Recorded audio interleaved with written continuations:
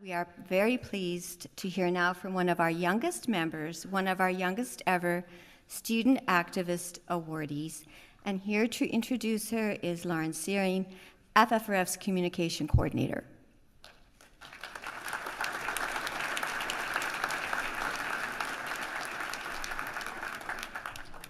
Hello. As a social media coordinator for the Freedom from Religion Foundation, our first speaker and awardee came to my attention via the Friendly Atheist blog. I was struck by her activism and eloquence at such a young age. Kelly Helton, 13, is perhaps the youngest student activist awardee in FFRF's history. Kelly is a middle school student feminist and free-thinking activist. She has represented her generation by speaking at many protest rallies, including at events organized for Planned Parenthood, the March for Science, the Tri-State Freethinkers, at NanoCon, International Women's Day, and at the regional gathering of the January Women's March. Kelly volunteers for Planned Parenthood and has spoken out against religious promotion at her public school in Kentucky. Her activism includes refusing to stand up for the Pledge of Allegiance and successfully finding an easy way to stop her school's choir class from singing predominantly religious songs. She did this simply by going straight to her teacher and telling her she was uncomfortable. Her dad is Jim Helton, who is an FFRF lifetime member and the president of the Tri-State Freethinkers. But Kelly's activism is all her own. We have an additional check for $500 to add to the $1,000 scholarship she has received as FFRF's 2017 Thomas W. Gendrock Student Activist Awardee. Please welcome a free-thinking feminist of Generation Z, Kelly Helton.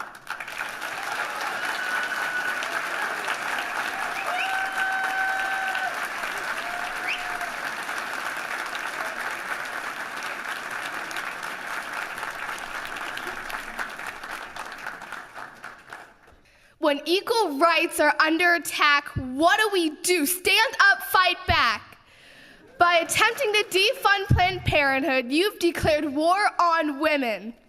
I'm here to tell you that we are not damsels in distress tied to the tracks. We are the train.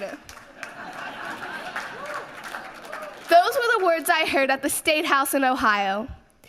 I was there because I hid in the back seat of my dad's car after my mom told me I couldn't go because it wasn't safe due to counter-protesters. When we got there, the counter-protesters separated us, and I ended up by the podium next to the senators when my dad was on the other side of the room. My mom saw me on the news with my dad nowhere in sight. He got in so much trouble. But at that moment, I decided I would no longer be silent, and my voice would be heard. At the next Planned Parenthood rally, I asked to speak. There I told the crowd I did not understand why people wanted to defund Planned Parenthood, restrict abortion, deny access to birth control, and refuse to teach comprehensive sex education that is medically and scientifically accurate.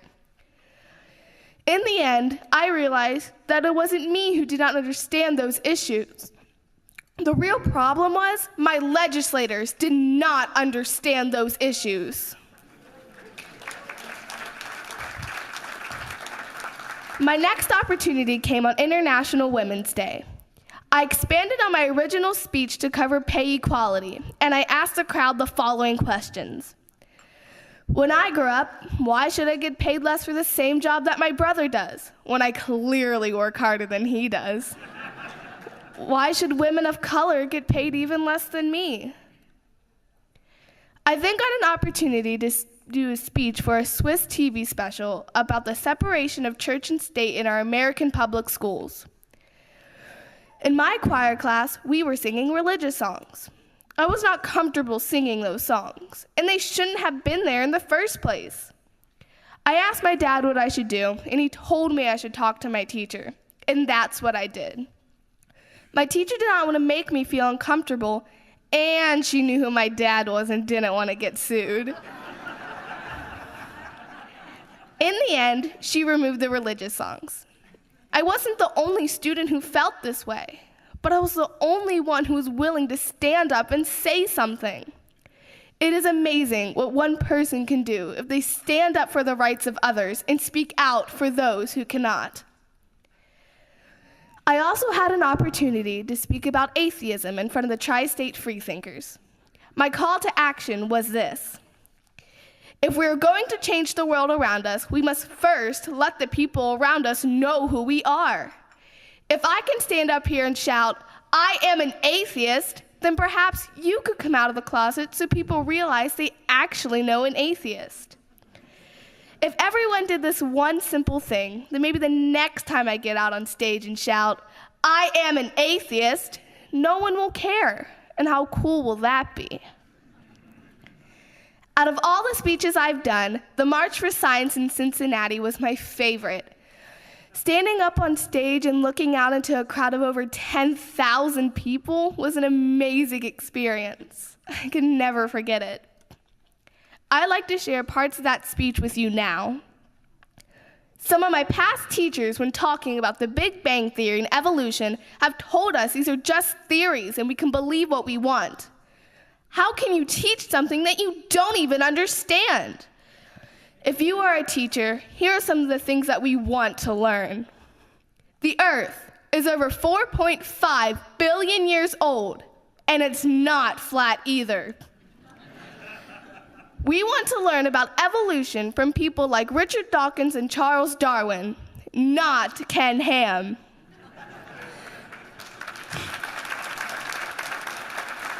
Exemptions for public schools should be made based on your medical history and not your beliefs.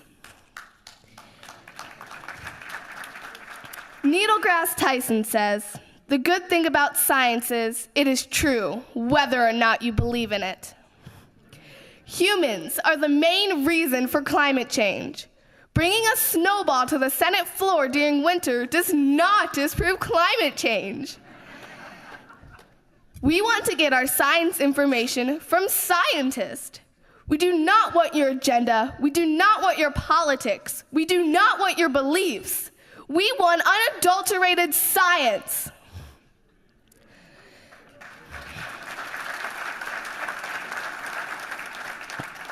As a 13-year-old girl, I am often the voice of reason in a room of unreasonable adults.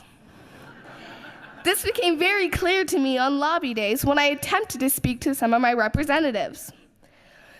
I also do not stand during the Pledge of Allegiance. We are one nation, indivisible. By adding God, you have instantly dividing us. Not only my classroom, but the entire nation.